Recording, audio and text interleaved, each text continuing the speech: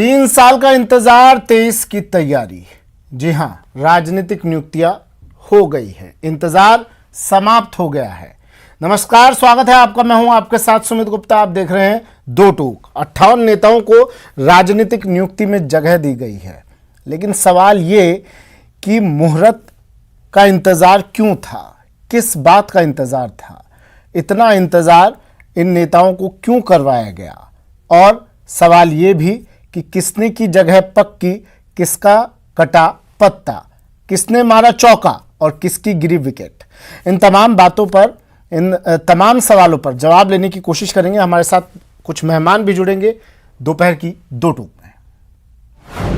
3 साल बाद खुला सियासी नियुक्तियों का पिटारा।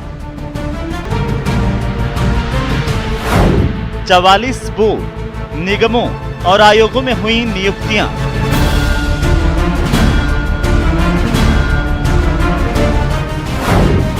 सरकार का साथ देने वाले विधायकों को मिला मौका। राजनीतिक नियुक्तियों में सीएम गहलोत की छाप। साल का इंतजार, 2023 की तैयारी। हमारे मेहमान हमारे साथ जुड़ गए हैं। पहले उनका तारुफ आपसे करवा देते हैं। स्वर्णिम चतुर्वेदी जी, कांग्रेस प्रवक्ता, हमारे साथ जुड़े हैं। स्वागत है स्वर्णिम जी आपका न्यूज़ 18 राजस्थान पर। सर मुकेश पारिक जी, बीजेपी नेता, हमारे साथ जुड़े हैं। मुकेश जी आपका भी स्वागत है सर। डॉक्टर वरुण पुरोहित, राजनीतिक विश्लेषक हैं, हमारे साथ जुड़े हैं। डॉक्टर वरुण, आपका भी स्वागत है सर। मिथिलेश जैमिनी जी, वरिष्ठ पत्रकार, हर बार की तरह हमारे साथ बने हुए हैं। मिथिलेश सर, आपका भी स्वागत है। सबसे पहले स्वर्णिम चतुर्वेदी जी, आपके पास में आ रहा हूँ सर। 3 साल का इंतजार तो खत्म किया, लेकिन सवाल ये पूछे जा रहे हैं कि इंतजार क्यों करवाया गया, कौन से मुहूर्त का इंतजार था और क्या ये मुहूर्त सही था? देखिए सुमित जी, जो परिस्थितियां थी देश के सामने, प्रदेश के सामने, उन परिस्थितियों को अगर आप देखेंगे तो आज अब जो सामाजिक कहना चाहिए व्यवस्थाएं खुलने लगी हैं, हम सब एक पेंडेमिक के दौर से बाहर की तरफ निकल रहे हैं, तो इन सभी संस्थानों की जो है एक महती आवश्यकता थी। उस वक्त सरकार के जो पॉलिसी डिसीजंस थे वो जनता को महामारी से बचाने के लिए थे, बचाने के साथ में विकास हो, शिक्षा और रोजगार पर फोकस था।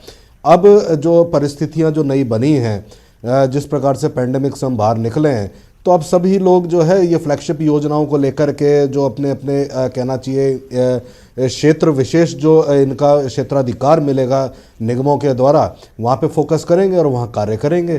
तो आज की जो अभी जो समय है उसमें ये नियुक्तियाँ होना आवश्यक था, और अब जो समय आ रहा है उसी में उनको काम करने के लिए सर्वाधिक मौका है। तो इसलिए ये नियुक्तियां अभी हुई हैं, सही समय पे हुई हैं। नहीं, बिल्कुल, देखिए मैं आपकी बात से सहमत हूँ। पिछला कुछ वक्त काफ़ी असहज गुजरा है। कोरोना काल की बात कर लें, और फिर कई चुनौतियां भी थे आपके सामने। राज्यसभा चुनाव थे, पंचायती राज चुनाव थे, इन सब से भी पार पाना था, तो वक्त नहीं मिल पाया। साथ में बाड़ेबंदी, दो गुट बट गए, उसकी वजह से भी कोर्ट इन कोर्ट सर, उसकी वजह से भी थोड़ी देरी हुई। देखिए सब राजनीतिक परिस्थितियां चलती रहती हैं। कोरोना के कारण जो है चुनाव डिले हुए, राज्यसभा के चुनाव डिले हुए, अलग अलग आपकी पंचायत राज चुनाव थे, निकायों के चुनाव थे, उन सब में डिले हुआ। तो वो ठीक है, हर चीज़ में ही डिले हुआ, तो ये थोड़ा सा डिले हुआ जरूर है। लेकिन आज जो कहना चाहिए कि सर्वश्रेष्ठ समय था जब ये नियुक्तियां हो, ताकि अब जब पेंडेमिक से बाहर निकलें तो विकास के कार्यों को जो गति देने का हमारा कार्यक्रम है उसमें सहायता मिलेगी। और जो इनके क्षेत्र हैं, जैसे अब चाहे गौ सेवा आयोग हो, विप्र कल्याण बोर्ड हो, जो हमने वादा किया था, हमारे कहना चाहिए इस घोषणा पत्र में था, तो वो सब चीजें हमने बनाई हैं और अब इस पे ये कार्य होगा, क्योंकि कार्य करने के लिए समय ही अब है। कार्य करने का समय अब है। मुकेश पारिक जी, समय अब आया कार्य करने का, देर आए दुरुस्त है। देखिए वैसे दुरुस्त है। आपका जो आज का विषय है, आज का जो आपका विषय है राजनीतिक नियुक्ति और 2023 के चुनाव का प्रभाव, तो जहां तक राजनीतिक नियुक्तियों का सवाल है, देखा जाए तो हमारा इससे कोई सीधा सरोकार नहीं है। ये कांग्रेस का आंतरिक मामला है, किसका नियुक्ति करते हैं, कब करते हैं, कैसे करते हैं। लेकिन जहां तक इससे आपने 2023 के जो चुनाव जोड़े हैं, देखिए राजनीतिक नियुक्ति हम सब जानते हैं कि कांग्रेस पार्टी में किस कारण से लेट हुई, किस प्रकार से दो पावर सेंटर बनाए गए, फिर बाद में दो पावर सेंटर बनने के बाद एक बार ऐसी स्थिति आई कि इनके प्रदेश अध्यक्ष स्वयं अपने समर्थकों को लेके जयपुर के बाद दिल्ली में एक होटल में चले गए। सरकार को अपने समर्थकों के द्वारा गिराने का उन्होंने प्रयास किया और ये कई चीजें हुई। अभी भी जो इनकी राजनीतिक नियुक्ति हुई है, मेरा ये सीधा कहना है कि सचिन पायलट जी का भारी दबाव होने के कारण जिस प्रकार से उन्होंने प्रेशर बिल्डअप किया, सार्वजनिक रूप से भी किया और पार्टी के मंचों पर भी किया, और उसी का इनके जो गुटबाजी थी उसको साधने के हिसाब से इन्होंने जो किया है। लेकिन ठीक है, ये इनका एक आंतरिक मामला है। जहां तक 2023 के चुनाव की बात है, ये चाहे राजनीतिक नियुक्तियां करें चाहे और कुछ करें, रीट जैसे जो इन्होंने अभी गंभीर अपराध जो किए हैं इस परीक्षाओं में, और जिस प्रकार से इन्होंने भारतीय जनता पार्टी के दबाव में उसको कैंसिल तो कर दिया, लेकिन अभी तक जो सीबीआई से जांच कराने की मांग है वो इन्होंने पूरी नहीं की। चाहे किसानों से किया हुआ वादा हो, अभी हमारे मित्र स्वर्णिम जी कह रहे थे कि हमारे जो मैनिफेस्टो में था, तो मैनिफेस्टो में जो इन्होंने चाहे किसानों से जो वादे किए हो, चाहे युवाओं से वादे किए हो, चाहे रोजगार देने की बात की हो और चाहे सुशासन देने की बात की हो, सभी मोर्चों पर ये कांग्रेस की सरकार विफल रही है। और आज 3 साल से अधिक समय के बाद सरकार से इन्होंने नियुक्तियां की है, इसका प्रभाव कोई जनता पर या इनकी गवर्नमेंट पर किसी प्रकार का नहीं लगता कि असंतुष्ट नेताओं को अब संतुष्ट कर दिया राजनीतिक नियुक्तियों के जरिए? अगले साल चुनाव है, 1.5 साल का वक्त रह गया अब, तो चुनाव की एक रास्ता तय कर लिया है मंजिल तक पहुंचने के लिए। देखिए, चुनाव पर मैंने आपको कहा इनकी नियुक्तियों से कोई प्रभाव नहीं पड़ने वाला। राजस्थान की जनता, नहीं, नेता काफी असंतुष्ट थे, उनको संतुष्ट करना कार्यकाल रहा है उससे बुरी वही नेता तो वही कार्यकर्ता तो काम आएंगे सर चुनाव में, उनकी नाराजगी तो कैसे झेल सकते? चुनाव में कार्यकर्ता, अब आज जब इसका विश्लेषण हो रहा था तो उसमें ये देखा जा रहा था कि उसमें किस गुट के कौन से हैं, किसके द्वारा किसकी नियुक्ति हुई है, तो ये तो आने वाला समय बताएगा किस राजनीतिक नियुक्तियों से कांग्रेस को फायदा हुआ है या नुकसान हुआ है, ये तो इनका आने वाला समय ही बताएगा। मैं वरुण पुरोहित जी से एक बार कमेंट लेता हूँ, फिर स्वर्णिम जी मैं आपके पास आता हूँ, मिथिलेश जी से भी एक बार कमेंट लेता हूँ। वरुण पुरोहित जी, किस तरह देखते हैं सर इन राजनीतिक नियुक्तियों को?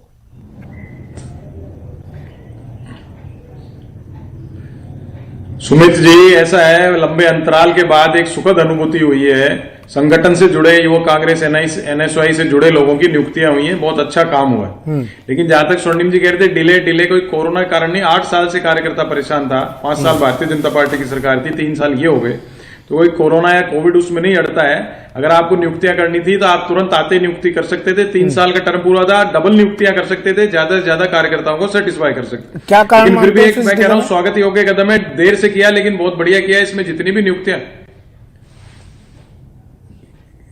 कारण क्या मान रहे हैं आप डिले को लेकर? सुमित जी, कारण क्या मान रहे हैं सर आप कह रहे हैं आती नियुक्तियां हो सकती थी, नहीं कारण से पहले मैं एक बहुत महत्वपूर्ण बात हाँ, एक बात वो मैं उस पर भी आऊंगा। एक बात मेरी आप सुन लीजिए। क्या हुआ, नियुक्तियों में अधिकारियों की और गैर कांग्रेस पृष्ठभूमि के लोगों की नियुक्तियां हो रही थी। तो कांग्रेस पृष्ठभूमि के लोगों की नियुक्तियां होती है तो नैराश्य का भाव कम होता है। कांग्रेस पार्टी में 3 साल से नैराश्य का भाव था।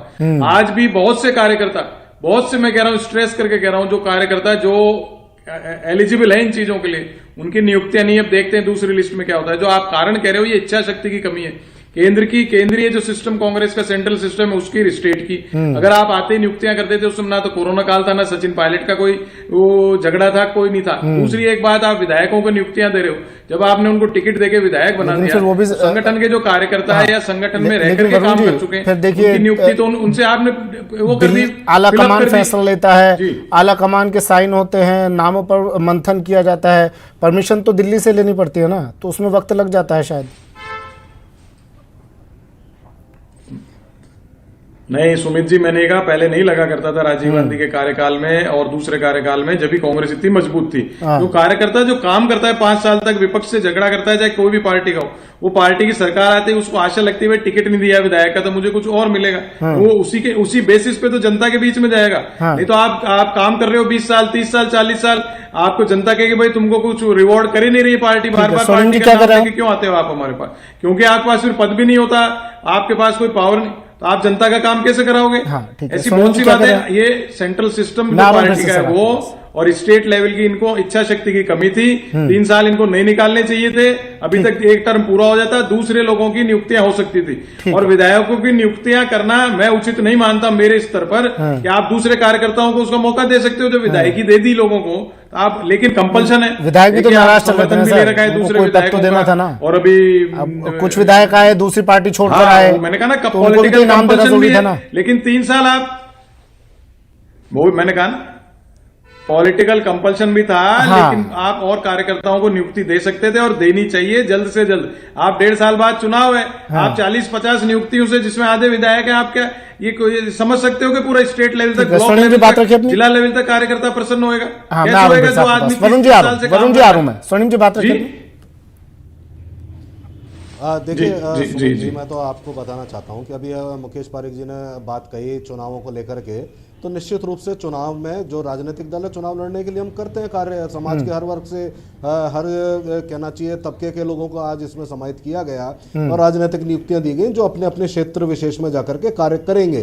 और जहां तक भारतीय जनता पार्टी की बात करें तो ये जो बात करते हैं 2019 का चुनाव देख लीजिए, 20 का देख लीजिए, 21 का देख लीजिए, जितने चुनाव हुए उनमें भारतीय जनता पार्टी की क्या स्थिति रही।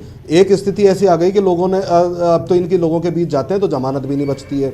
और उसका कारण यह है कि जनता के बीच जाकर के झूठ फैलाना, झूठे तथ्य कहना, झूठे आरोप लगाना, जबकि जनता को राहत मिल रही है और ये कहते हैं कि कोई राहत नहीं मिल रही है। अरे भाई, अगर आपने वादा किया था तो महंगाई कम कर देते हैं, पेट्रोल डीजल रसोई गैस के दाम कम कर देते हैं।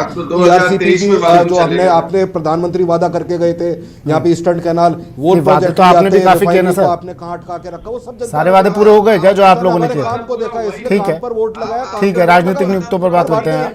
आपने काफी वादे किए हैं। किसानों की आय मिथिलेश जी, रोजगार 2 करोड़। हाँ ठीक है, किसानों की कर्ज माफी की भी बात हुई थी। जब किसान यूरिया मांगने जाते हैं, खाद मांगने जाते हैं, हनुमानगढ़ में उन पर डंडे बरसाए जाते हैं। बात उनकी कर्ज माफी की करते हैं आप लोग।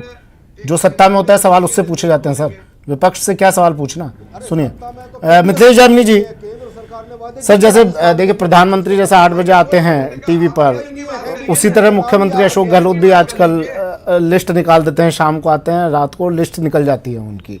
इस लिस्ट को सर किस तरह से देख रहे हैं आप? कांग्रेस तो कह रही है कि अब देखिए उन्होंने चौका लगा दिया है, एंड टाइम पर बजट सत्र से पहले और चुनाव से ठीक पहले राजनीतिक नियुक्तियां कर दी है। लेकिन आपको क्या लगता है कि 2023 की ये तैयारी है और उस तैयारी का एक मास्टर स्ट्रोक है? क्योंकि जो एक खेमा था, असंतुष्ट खेमा, वो तो अब भी असंतुष्ट ही रह गया। मिथिलेश जी। देखिए सुमित जी, अशोक गहलोत जो सियासत का बहुत बड़ा जादूगर है, वो मोहब्बत और अदावत दोनों किस्तों में करते हैं। 38 महीने बाद उन्हें याद आई कि किस किस से हमारी मोहब्बत है, किस किस से हम अदावत।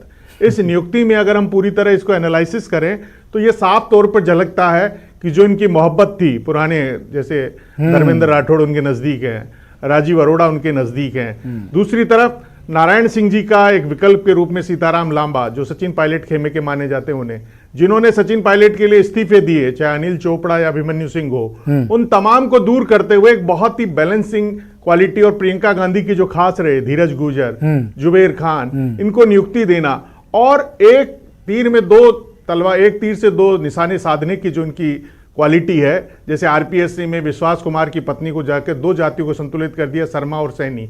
ऐसे ही डॉक्टर चंद्रभान को नियुक्त करके 2 जातियों को समाहित कर दिया, जाट कैबे में खुद आ गए, और कुमावतों के दामाद है तो कुमावतों के। तो कुल मिला के जो लबो लबाब है अशोक गहलोत का, जो बहुत पॉलिटिकल तेज ब्रेन चलता है, उसको देखते हुए इस लिस्ट में उन्होंने कहीं न कहीं ये मैसेज देने की कोशिश की है कि तमाम जातियां संतुलित हो जाए, तमाम राजनीतिक समीकरण संतुलित हो जाए। लेकिन जैसे पिछले कार्यकाल में भी कई लोगों को नियुक्ति मिली, वो ज्वाइन नहीं कर पाए थे, बहुत आखिरी में दी। तो अभी जो वरुण जी कह रहे थे उस बात में बहुत दम है कि जो कार्यकर्ता है उसके मन में हताशा है। हाँ। जो कांग्रेस की नहीं, वही हताशा नेता प्रतिपक्ष और प्रदेश अध्यक्ष जी के अगुवाई के अंदर हमारी वार्ता माननीय अध्यक्ष जी से हुई। माननीय अध्यक्ष जी ने ये कहा कि जो जिनको निलंबित किया है उनका प्रस्ताव तो विधानसभा में ही आएगा, पर कल चूंकि हमें लोगों ने अनिश्चितकालीन धरना दिया था, भी हमारे सदस्यों को वापस विधानसभा में सदन में आने नहीं देंगे, मार्शल के द्वारा बाहर रोक लेंगे। तो अध्यक्ष जी ने कहा कि कल वो आपके सभी चारों मान्य सदस्य हमारे नापक्ष की लॉबी और सदन के अंदर आएंगे। हम कल 10 बजे प्रतिपक्ष के नेता और अध्यक्ष जी की अगुवाई के अंदर हमारी विधायक दल की बैठक होगी, और कल हम हमारी आगे की रणनीति बनाएंगे। पर सीबीआई से जांच रीट के पेपर की हो, ये मांग भारतीय जनता पार्टी की सदन में भी है और सदन के बाहर भी है। अब मैं प्रदेश अध्यक्ष जी से कहूंगा कि इस पूरे को लेकर जिस प्रकार भारतीय जनता पार्टी ने आंदोलनात्मक रुख अपना रखा, उसके बारे में आपको बताएं।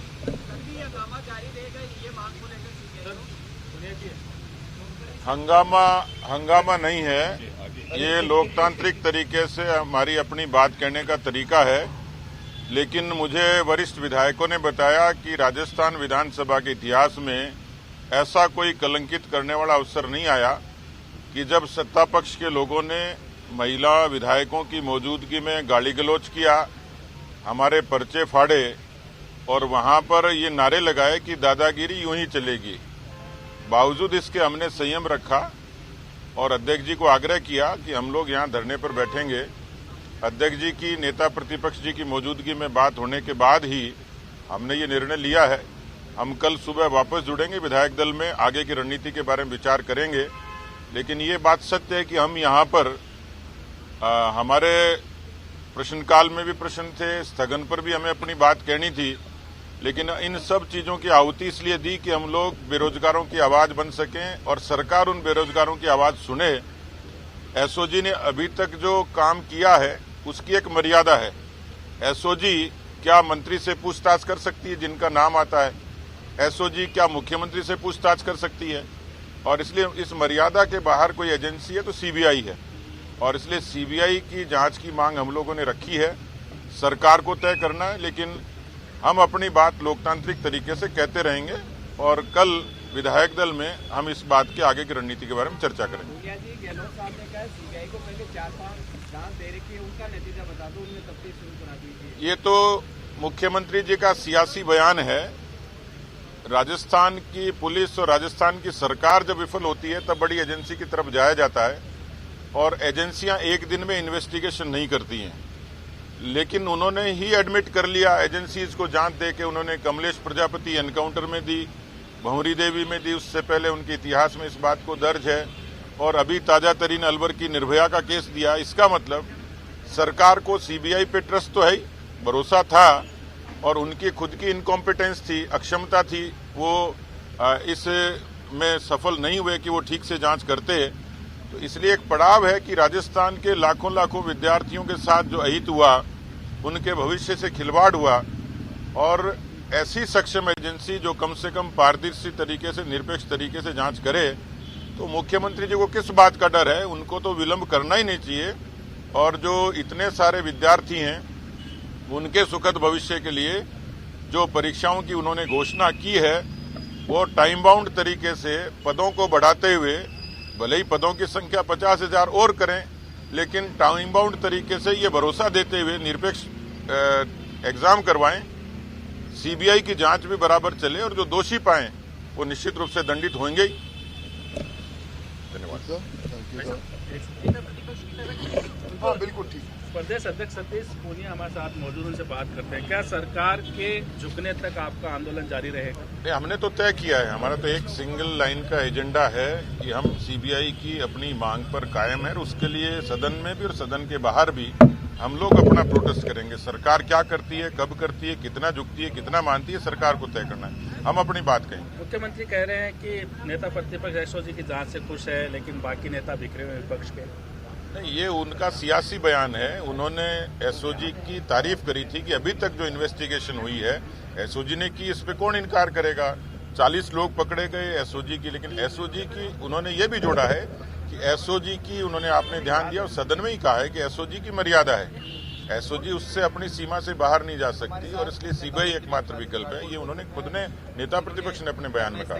सर, ये आज की जो सदन की कार्रवाई हुई है, सब कुछ हुआ है, अब आखिर गतिरोध कब तक चलेगा, कैसे गतिरोध टूटेगा? देखिए, हम अपनी लोकतांत्रिक तरीके से बात कर रहे हैं। अब उसमें माननीय सदन के अध्यक्ष महोदय इसमें क्या रूलिंग देते हैं, किस तरीके की निर्देश करते हैं, और सरकार इसको किस तरीके से गंभीरता से लेती है। लेकिन ये किसी भी लोकतांत्रिक सरकार का धर्म है कि आंदोलन के बारे में निरपेक्षता से विचार करे और उसका कोई न कोई सकारात्मक रास्ता निकाले। लगता है कोई चर्चा होगी इस पर, कुछ बातचीत, कोई हल निकल पाएगा, सदन चल पाएगा? देखिए, सारे विकल्प खुले हैं उसमें, क्योंकि हम अपनी बात पर कायम भी हैं, अपनी बात को कहेंगे भी। परिस्थितियां क्या बनती हैं उस पर निर्भर करता है। यदि हमें संतोष होगा कि जांच सही दिशा में होती है और सरकार की कहीं मंशा जाहिर होती है, अभी तो सरकार ये क्लू ले रही है कि ये मामला सब जुडिस है, 28 फरवरी की तारीख आई है, लेकिन उसमें कानूनी और तकनीकी रूप से क्या चीजें ये कहाँ गया है? ये कहाँ है इसका? हाँ, उड़ गए। तो विधानसभा में, सदन में गतिरोध टूटा है। भाजपा ने सदन में अपना धरना खत्म कर दिया है। देखिए, 4 बीजेपी विधायकों के निलंबित होने के बाद बीजेपी लगातार आक्रोशित थी। विधानसभा की कार्यवाही कल तक के लिए स्थगित कर दी गई, लेकिन बीजेपी के विधायक सदन में धरने पर बैठे रहे। राजेंद्र राठौड़ का एक बयान इस बीच सामने आया कि हम रात भर यहीं रुकेंगे, लेकिन अब जो खबर आ रही है वो ये है कि गतिरोध टूटा है। जो डेडलॉक की स्थिति थी वो खत्म हुई है।